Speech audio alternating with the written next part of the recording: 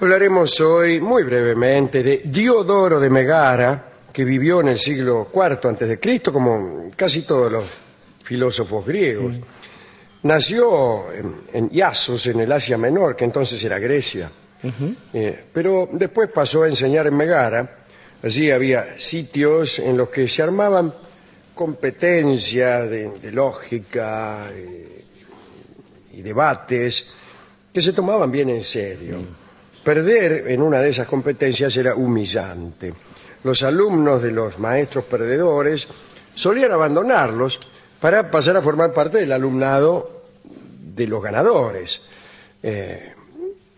o bien para integrarse en el grupo de los que construían problemas dialécticos difíciles de resolver, que en eso consistía la habilidad. Claro. En realidad, en plantear un problema que el otro no pudiera resolver. Muchos maestros trabajaban con incongruencias del lenguaje o pequeñas paradojas, y se le atribuye a Diodoro de Megara la siguiente invención, que empezaba con este inciso. No es muy brillante la invención. Es: lo que no has perdido, lo tienes. Claro, el inciso es falso, pero partiendo de esa aseveración, que era frecuentemente aceptada, Diodoro continuaba con la pregunta: ¿no has perdido unos cuernos? Y efectivamente el tipo no había perdido unos cuernos. Bueno. Entonces debía responder que no los había perdido, y entonces todos decían: pues entonces los tienes cuernos. Esto provocaba la risa, el estupor general y el triunfo en la competencia que hemos descrito. Que no le hace ninguna justicia al pensamiento griego, que era otra cosa, no eran tan tontos como esto. Diodoro era un verdadero maestro en esos torneos en los que, se atrapaba a los contrincantes en una construcción de la cual el tipo no podía salir, ¿no?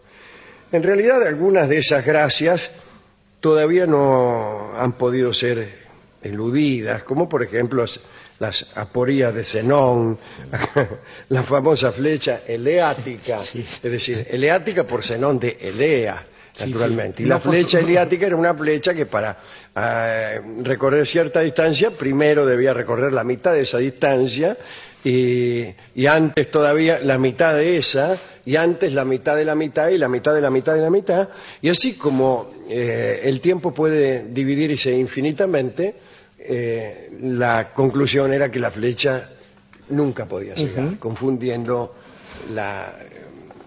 una divisibilidad infinita con una infinita duración. Claro, sí. Pero de todos modos, esto todavía hasta hoy presenta problemas. El increíble Bertrand Russell luchó durante buena parte de su vida contra esas paradojas, algunas de las cuales las había inventado él. Él mismo. Mucho mejores que todas estas. Recuerdo la famosa de los catálogos, que no explicaré aquí. Pero entonces un día dice: voy a inventar una cosa para terminar con todo esto. Y dijo: hay enunciados verdaderos. Por ejemplo, el gato maulla. Enunciados falsos. Por ejemplo, el gato ladra. Y enunciados sin sentido. Y claro, uno puede pensar que un enunciado sin sentido podría ser: todos los gatos son vacas. Pero en realidad ese no es un enunciado sin sentido, falso, sino falso. Claro. Muy bien. Es falso. ¿Y por qué decimos que es falso? ¿Cómo se reconoce un enunciado falso? Porque su negación es verdadera. Claro. Así se reconoce. Por ejemplo, la negación decía: todos los gatos no son vacas. Claro, y ese es un enunciado verdadero. En cambio, un enunciado sin sentido sería la suma, sería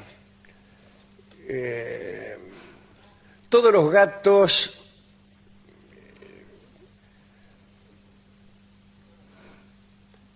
voy a decirlo bien para no fracasar.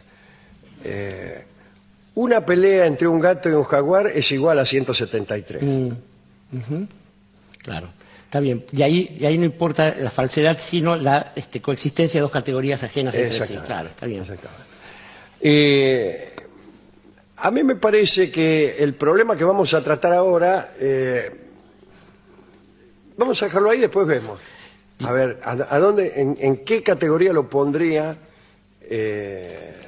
Russell? Digamos, sí, dígame. No, digamos en homenaje a Bertrand Russell, que además de hacer estas cosas, había escrito junto con Whitehead Los Principia Mathematica, una Sí, obra claro, que pero esto está muy bien también. Tanto es así que Wittgenstein arranca de ahí. Arranca de ahí para decir que en realidad toda la filosofía no es más que una serie de enunciados sin sentido. Russell se comparaba su propia obra con las pavadas que se decían en los medios, contando una vez tuvo un accidente de avión y él sobrevivió. Y se da cuenta, yo estaba en la parte del avión donde viajaban los fumadores. Esto muestra que un fumador supervive a todos aquellos que no fuman y que reventaron porque el avión cayó de trompa. No le hizo ninguna gracia a las familias de los muchachos, pero bueno. Bueno, el caso es que en una oportunidad se encontraron Diodoro con su adversario y amigo, un personaje llamado Stilpon. Eran muy amigos, pero también competidores en estas competencias. Competidores en estos certámenes, sí, en estos juegos. Justas. Discúlpeme, en estas justas. En una oportunidad se encontraron y resolvieron hacer este juego una vez más. El jurado, siempre había un jurado que decidía quién triunfaba y quién no, era nada menos que el rey de Egipto, uno de los Ptolomeos, Ptolomeo Soter. Parece que el rey Ptolomeo se había acercado hasta Megara para ver aquella competencia y lo designaron jurado. Bueno, a la hora establecida, en la gran sala de un palacio, Stilpon, el contrincante de Diodoro, se puso de pie y planteó lo siguiente. Honorable Diodoro, ayúdame a salir de este problema. Me he dado cuenta de que nadie en verdad puede decirse mortal. Los vivos no pueden decir he muerto sin mentir y los muertos nada pueden decir. En cuanto a los inmortales, no es una frase que resulte verdadera. Así, si es cierto que nadie puede decir soy mortal, pues es así esto. El hecho de ser mortal, entonces, no designa más que una posibilidad futura en lo que concierne a cada uno de nosotros y para nada una certeza. Diodoro se quedó en silencio un momento. Una respuesta filosófica adecuada, diría un amigo mío, sería váyase al demonio. Pero Diodoro no tuvo esa idea. Comenzó a entrever, a ver dónde podía estar la falla, pero no logró despegar el hilo de su planteo. Tartamudeó, un murmullo recorrió la sala, murmullo de la sala, a ver, por favor. Muy bien. Y luego otra vez el silencio. El jurado, el rey de Egipto, instó a Diodoro a que diera una respuesta. Vamos, Diodoro, qué sé yo, pero no hubo caso. Todo lo que le venía a la mente al pobre Diodoro era complicado, extenso y poco certero. Y entonces se retiró, abucheo ante la retirada. Justo antes de cruzar la puerta, se volvió para decir al auditorio que su respuesta iba a ser escrita, que se iba a la casa a componerla y que regresaría al día siguiente, pero no convenció a nadie y los abucheos se sostuvieron.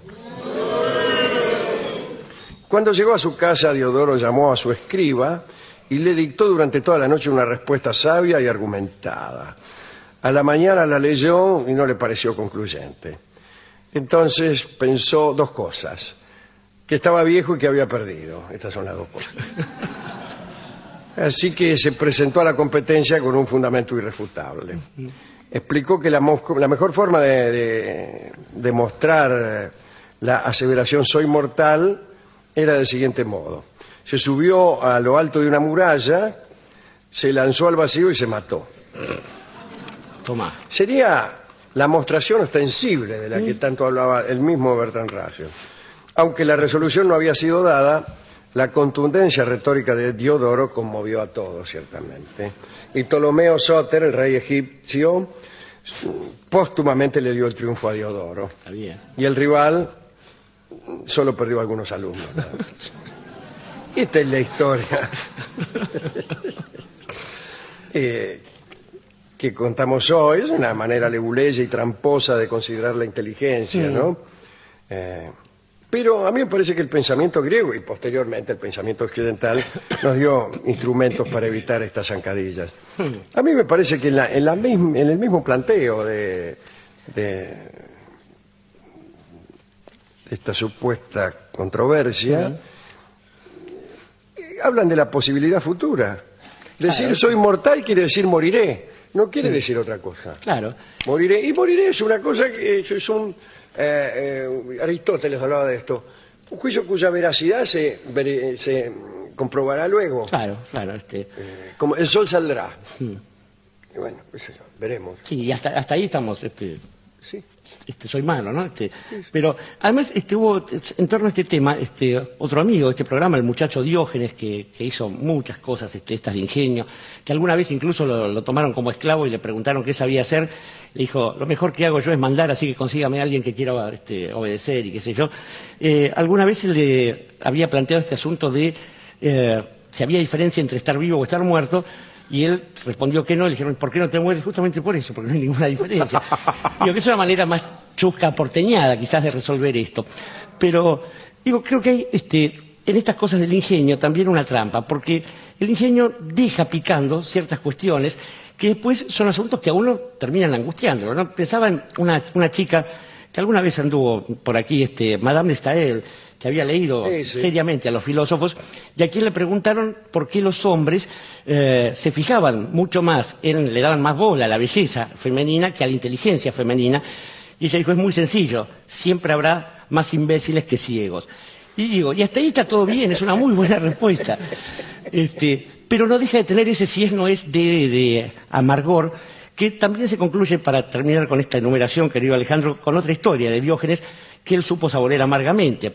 Le preguntaron por qué los filósofos solían ir a la casa de los ricos y los ricos jamás iban a la casa de los filósofos, y él respondió que los filósofos sabían qué era lo que les faltaba, en cambio los ricos no iban a saberlo nunca. El problema es que después se seguían muriendo de hambre, ¿no? Y me parece que lo bueno sería cerrar con una cita de otro un gran amigo de este programa, como es el muchacho Heidegger, que decía que en medio de la reflexión todo lo peor era no tanto ignorar las cosas como agarrarse de las cosas que decían por ahí, del chisme, que el verdadero enemigo del pensamiento moderno era el chisme, la maledicencia, el comentario, que mucho peor que un ignorante era uno de esos tipos que anda diciendo por ahí, dicen que dicen, y ahí se quedaba, ¿no? Y dicen que dicen es el nombre del tango que vamos a utilizar para ilustrar esta pequeña referencia a un filósofo de segundo orden, en bagatelista como Diodoro de Megara. Canta Dicen que dicen, don Carlos Gardel. Adelante. Hemos escuchado el final del tango. Dicen que dicen y el comienzo de la mariposa. Sí, el comienzo de la mariposa. El tango dicen apenas. Quiero aprovechar este tiempo que nos ha dejado Carlos Gardel para contarle una anécdota de Diógenes. Parece que fue a visitar a Pirro, a uno de los tantos Pirros. Cada Pirro es siempre un rico, poseedor de un palacio, un poco estúpido, etcétera.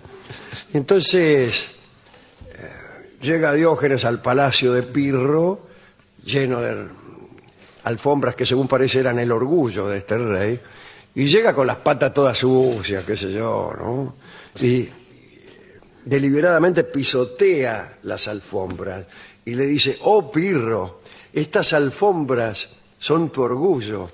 ¿Ves cómo pisoteo tu orgullo? Bueno, claro.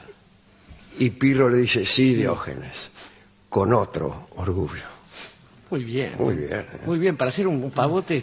Sí, para hacer el pavote de la anécdota. Claro, sale muy bien parado. Reaccionó inesperadamente. Ahora, este pibe era... Eso es lo que dijo Diógenes. Claro. Se supone que eras el estúpido de esta anécdota. No te hagas el vivo que elegí este fenómeno. No te elegí o vivo o rico. Claro. Loco, no juego más a esto. Se cuentan de él que quién sabe, además si le han pertenecido, que cada vez que veía algún muchachito de buena familia arrojar piedras, le decía, no le tires piedras a los desconocidos porque corres el serio peligro de pegarle a tu padre. Y esta cosa...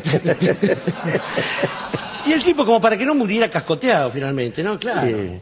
Era un señor muy gracioso. Un señor muy gracioso, era un humorista, ¿no? Y después está la famosa anécdota del poema, ¿no? El poema.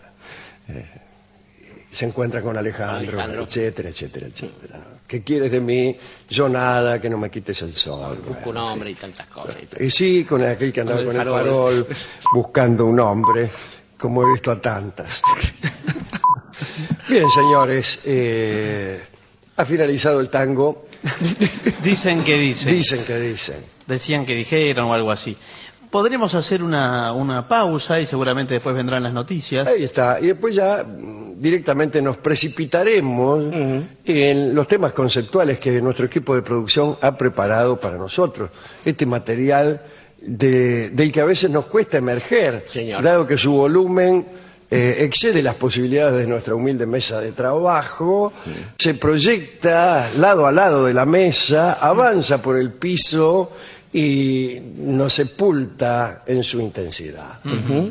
Bueno, parece que me comunican aquí a través de la cucaracha, que tenemos todos los que estamos en la mesa de control aquí, que han encontrado al verdadero Carlos Gardel y al verdadero tango. Dicen que el anterior era un impostor, ¿no? Bueno, y escuchémoslo. Escuchémoslo, a ver. Vamos a escucharlo ahora Que se haga desde el justicia. principio. Ahora sí.